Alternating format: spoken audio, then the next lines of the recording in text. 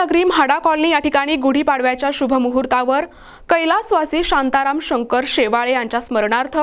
जालिंदर शेवाळे यांच्या सौजन्याने माजी आमदार अनिकेत तटकरे यांच्या शुभ हस्ते पाणपोईचा लोकार्पण सोहळा संपन्न झाला। रायगड जिल्ह्याच्या रोहा शहरातील म्हाडा कॉलनी येथील रहिवासी प्रसिद्ध उद्योजक, राम मंदिर अध्यक्ष आणि म्हाडा कॉलनी अध्यक्ष जालिंदर शेवाळे यांनी आपले वडील कैलासवासी शांताराम शंकर शेवाळे यांच्या स्मरणार्थ श्री दहावीर नगरी म्हाडा कॉलनी या ठिकाणी रोहा चनेरा रस्त्यावर उन्हातानातून ये-जा करणाऱ्या नागरिकांसाठी तहान भागवण्यासाठी आपल्या वडिलांच्या स्मरणार्थ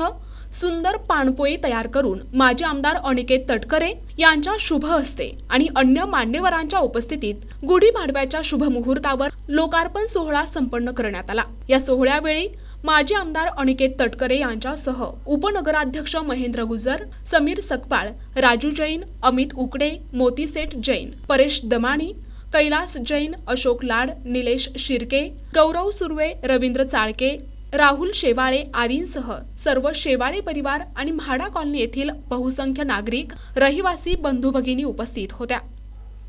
प्रतिनिधी नरेश कुशवाहा, NTP न्यूज मराठी, रोहा, रायगड।